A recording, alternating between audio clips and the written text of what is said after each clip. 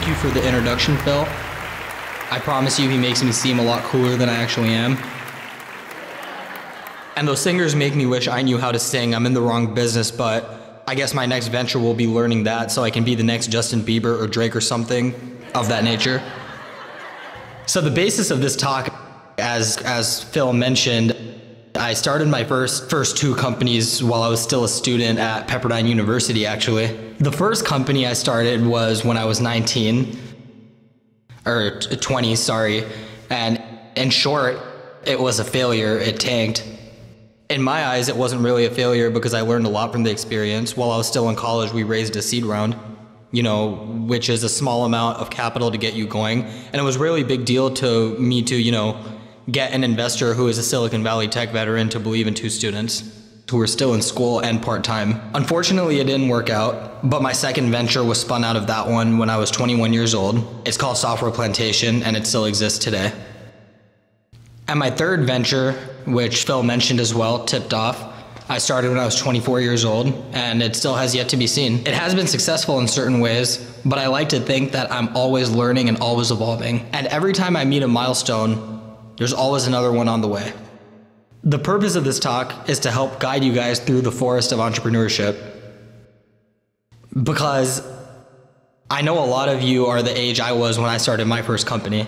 You may be 21 and about to graduate college, not knowing what you're gonna do next, but you have these dreams. And the best thing to do is really have proper guidance and know your next steps in life and always have a plan to get to where you wanna be and how you're going to do that.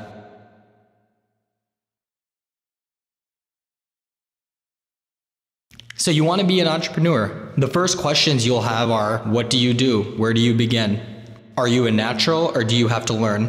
I actually don't like to think that anyone's a natural, not even the Bill Gates, Steve Jobs, and Mark Zuckerbergs of the world. Simply because those individuals are always learning, they're always evolving, or Steve Jobs was, rest in peace, but it's always good to know what you don't know. It's never good to go into something assuming you know everything about that space. How do you set yourself up for success?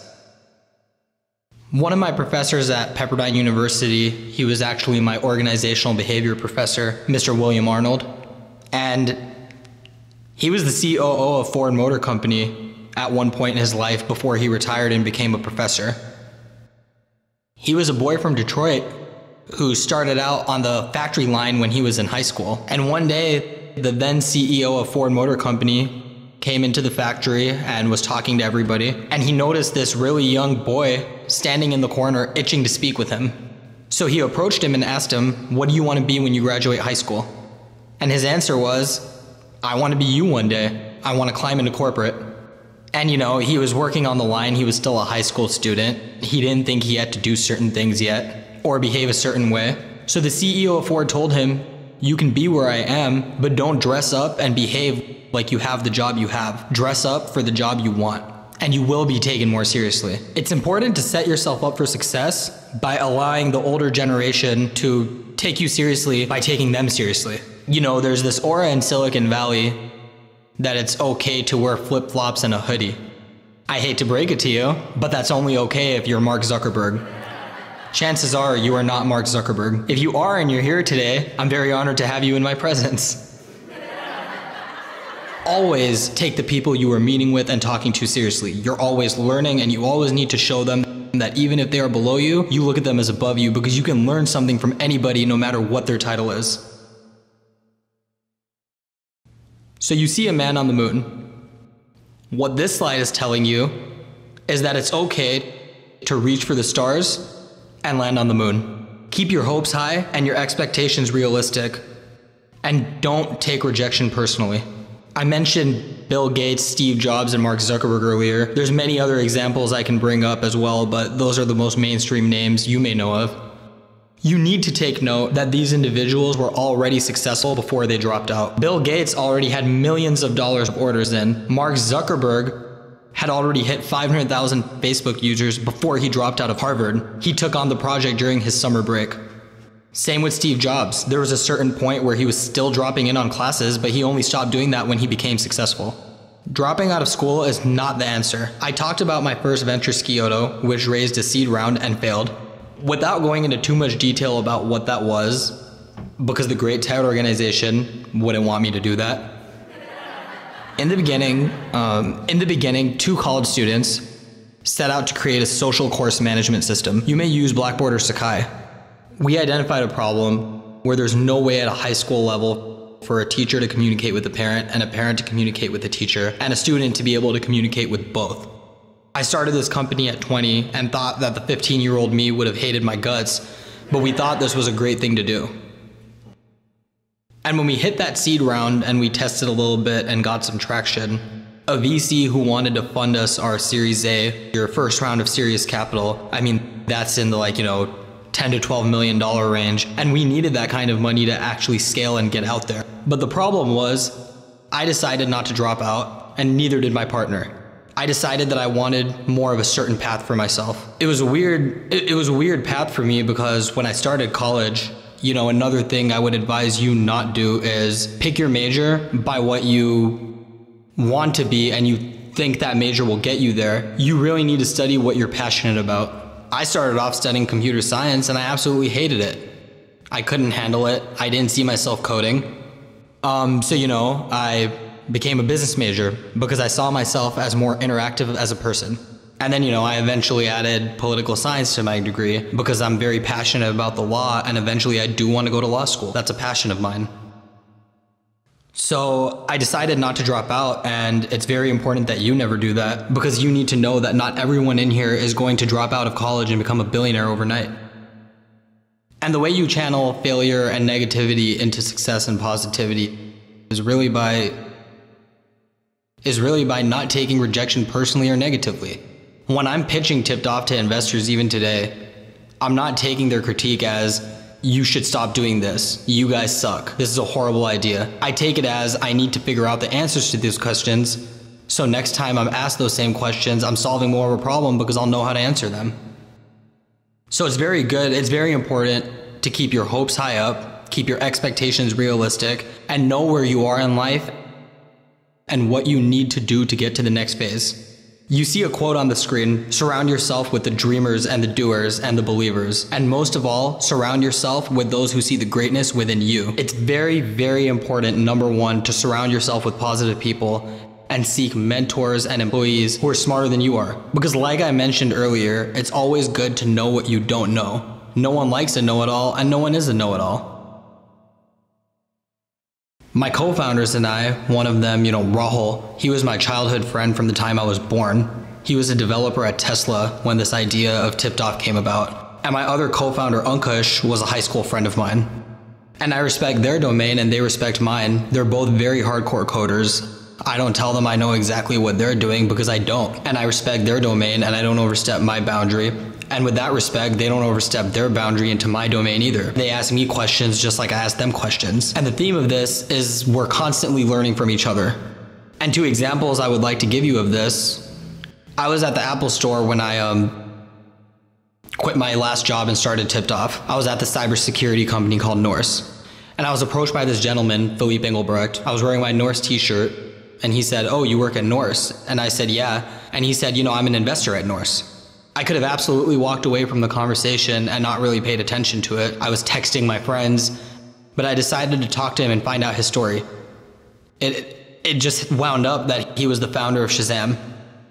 He was the founding president of TrueCar. Highly successful and humble individual who wound up being our first advisor. And he's a mentor of mine till this day because I took the time to ask him questions and because I took the time to talk to him and understand his story.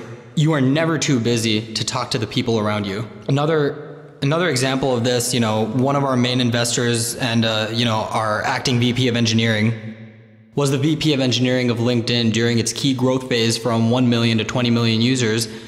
And when he first came into our office, first of all, we were all starstruck that he was even taking this meeting. After the presentation and whatnot, he asked, "Can I borrow your office? I want to use the phone really quickly." So my co-founders and I are sitting out there like, "Yeah, right, he's going to come work with us and invest in us." And 5 minutes later, he came out of the room and shook my hand and he said, "You have a deal. I really like you guys. I like the energy. I like the questions you ask. And you never take no for an answer. You won't know till you ask." And just like that, my second company, Software Plantation, was born because when Scioto tanked, I had developers in-house that I wanted to hold on to. I thought they were very talented. I was interning at a defense company in business development, and for academic credit during my junior year of college. And I had the crazy idea that Software Plantation could use those developers to outsource coding for this defense company, which had millions of dollars in revenue. The CEO of it is a Nobel Peace Prize nominee and invented the carbon laser. So if I was intimidated by that and didn't act on my idea, I know Software Plantation wouldn't have been born, and there it was. You see a picture of EDC up there. I think it's Ultra actually. And no, I didn't go. It's an image from the internet. This slide is about the sacrifices of a young entrepreneur. You must know what you're getting into before starting a company. It's a roller coaster. It's someone you're married to that you have problems with, you have ups and downs with, but in the end you make it work. And you also have to love every minute of it, just like you have to love your significant other to make it work. And you really need to know, even if it is your own company, you're not your own boss. Just because your business card all of a sudden says CEO and you're 25 years old and you have millions of dollars in investment, you need to remember that there are people who trusted you with their money and put you there. And these people aren't rich guys and rich women with loose wallets just investing spare change. These people know what they're doing. That's why they are where they are. Do I still party? Absolutely. I'd be lying to you guys if I said no. I actually had to get myself in early last night. I forced myself to be in bed by 12. But the point is, can I be everywhere? No. Can I travel everywhere? No. Have I had to flake on many events? Yes.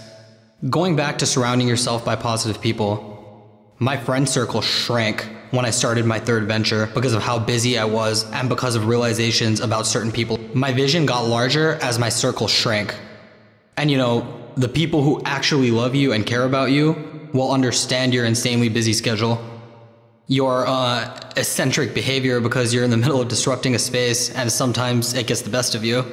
And I do have friends here today who have dealt with me not being as available or being around as much, and they're all successful in their own domains as well and climbing and carving their own paths. And you have to surround yourself by people who understand that you aren't going to be the 19-year-old who's always going to be able to party Monday through Sunday and go to a music festival 5 days out of a work week. It's just not going to happen.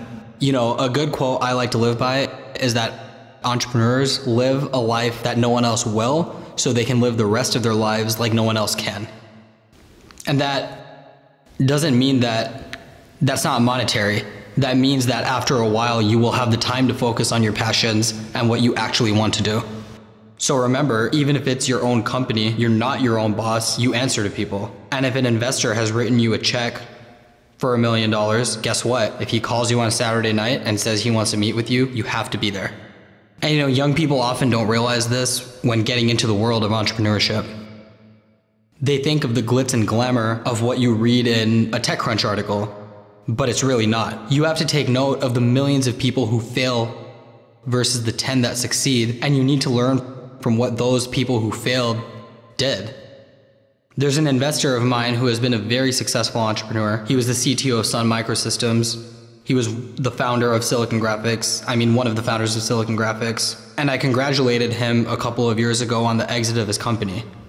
And he told me something which has stuck to me till this day. He's one of my greatest mentors. He said, if you come to my home office, I have the stock certificates on my walls of the companies that have failed, not the ones that have succeeded, simply because I like to remember what I could have done differently and what the team could have done differently. And I learned from that, and that enables me to succeed in the next one. Even if you don't have an idea or a problem worth solving, I meant to mention earlier, you don't start a company just to start a company. If you're sitting around in a circle with your friends on a Friday night saying, I want to be rich. How do I start a company? I want to be a billionaire. Good luck, because you're delusional. Just because you don't have an idea or a problem worth solving while you're a university student, you haven't failed at life. There are plenty of people like you who went the right direction and actually carved their way and climbed up. I know plenty of these examples. They paid their dues and then they were successful. So what do you do to set yourself up and to shape yourself into being a great entrepreneur when the opportunity arises? You start at a company ground up, in my opinion. You learn. You always have to be hungry. You can't just think you know it all. For example, when I graduated college, Software Plantation already had revenue. I went and got a job at a cybersecurity company with an entry-level salary simply because I was obsessed with the cybersecurity space. I was fascinated by it. I didn't have to do it by any means. I didn't need to do it, but I wanted to build my experience, and I wanted to learn about an industry I knew nothing about. There's an individual I know, and as you can see, I use examples of people around me a lot because I'm really about this theme of learning from those around you. He came from a well-off family. He got a good education at San Jose State.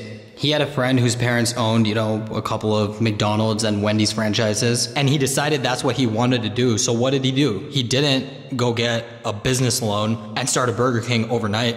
He asked his friend to let him work at his McDonald's and at his Wendy's and at his Denny's and rotate between the 3 franchises, from everything to being a cook to being a cashier, because he wanted to learn the ins and outs of the business. And today, 5 years later, this individual owns 30 franchises of his own because he knew what he didn't know, and he went after his dream and didn't have pride and ego just because he had an education and was willing to start absolutely from the bottom. No Drake pun intended. Everyone has their own personal issues, right? But you must keep your eye on the target. I'll tell you that during my second and third ventures, probably one of the more complicated times of my life, but you have to take that negativity and you have to channel it and make it work.